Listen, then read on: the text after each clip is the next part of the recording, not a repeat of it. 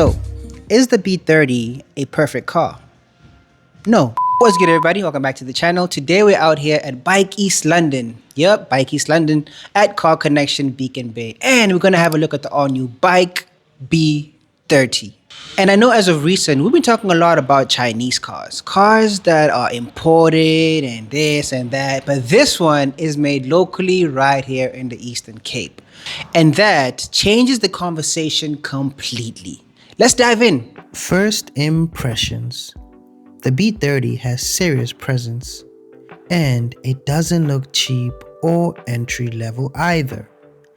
Up front, you get a bold grille design, modern LED lighting, and squared off stands that gives it a bit of rugged character. From the side, the proportions are clean.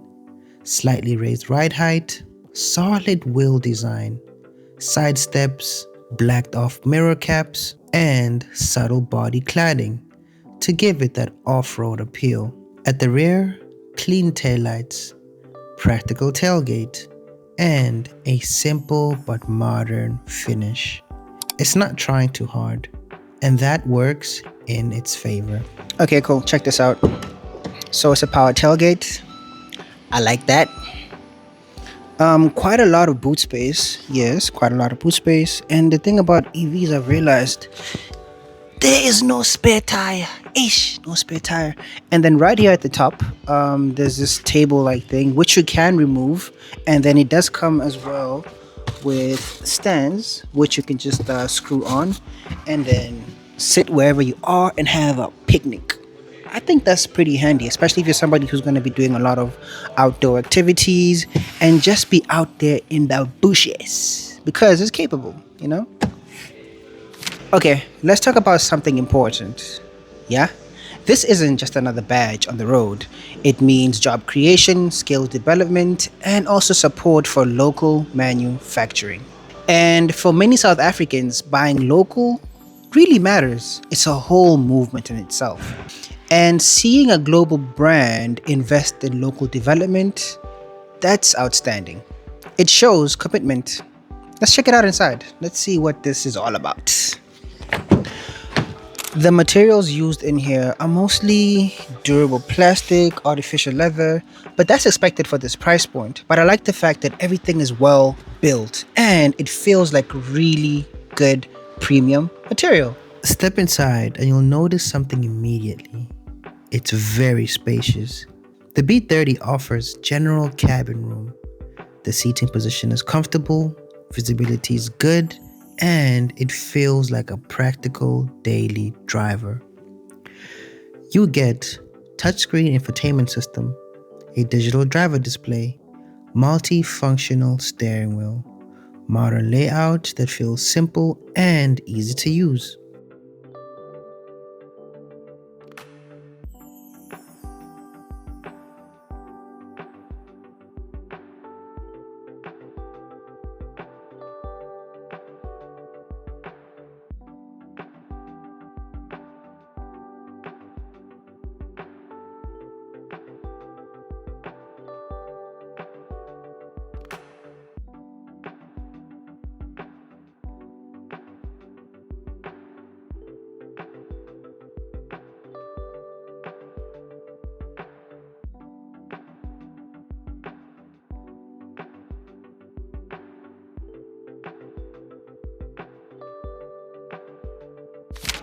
There's quite a lot of ample storage space, you know, by the door, right here on the bottom of the floor console.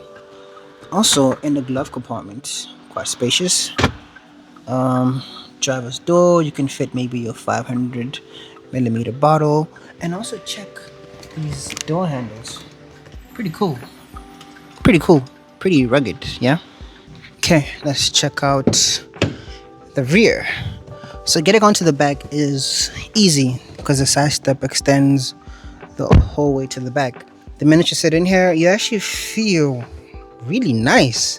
I like the fact that there's a lot of leg room. I mean, somebody who's probably like 6 feet or whatever wouldn't actually have a problem sitting here. There are like these grab handles should the road get a bit tough. And also here on the roofline. But I feel like this is not a car you want to take bundu bashing. I would really judge you if I see this car like rugged, muddy, dirty.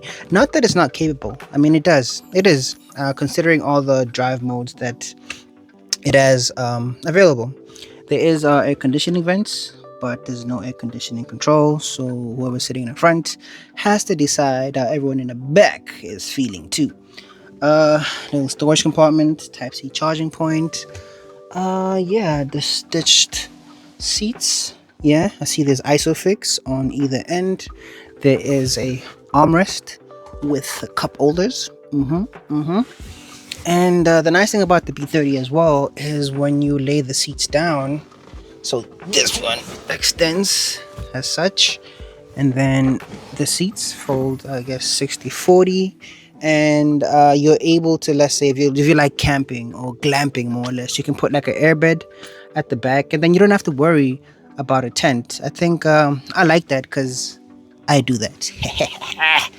It just makes it easier, so you don't have to worry, or maybe like worry less, worry about one thing less. So that's my recommendations. But yeah, overall, it's really nice. The panoramic sunroof extends also all the way to the back, making the car feel much bigger. Not that it is, but as it is, it's a really big vehicle to say. Speakers on the door, top and bottom, cup holders, really nice door handles. Yeah, all in all, I'm impressed. It feels really good. I can enjoy a road trip in the back of a B30. I won't even have to worry about driving. I mean, look at all this space. I can literally swing my legs the whole bunch. Pillow. See you. Hey, driver, let me know when you get there. Done. This is a family-focused SUV. Under the bonnet, the B30 is built for everyday usability rather than outright performance. But that doesn't mean lazy. It's based on a 1.5-liter turbo 4-cylinder engine with a power output of 138 kilowatts, torque of 305 newton meters for the front-wheel drives, 246 kilowatts for the hybrid front-wheel drive, and 550 newton meters of torque. And if you go for the top spec hybrid all-wheel drive, that has a power output of 301 kilowatts and 685 newton meters of torque. It's tuned for comfort, smooth delivery, fuel efficiency, exactly what most buyers in this segment are looking for. On the road, it's promised to be comfortable with good ride quality, light steering for easy traffic maneuver, good visibility, and relaxed driving character. It's a practical urban SUV that gets the job done, and honestly, that is the strength. Okay, so what is the value proposition? Because the B30 enters a market that is very competitive. The entry-level B30 front-wheel drive starts at 519,900, and the front-wheel drive mid-spec hybrid goes for 639,900. And the top spec all-wheel drive hybrid, which is the one we are looking at today, starts at 689,900. So basically, for someone looking to get into the SUV space without getting into premium prices, this would be a good place to start. Definitely. So, is the B30 a perfect car? No, I don't think there's a car that is.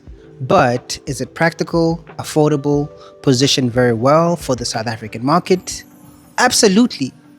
I think there's a bigger story here.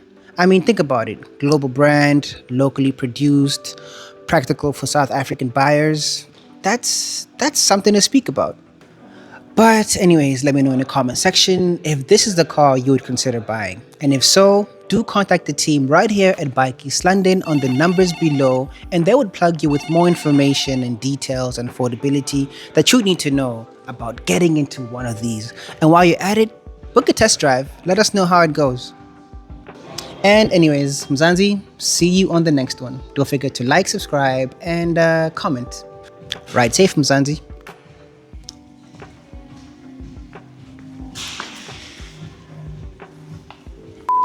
Let me tell you something, my brother. This is the Mercedes GTR, and it's V8 powered. Don't tell me about electricals. This one right here is where I put my money.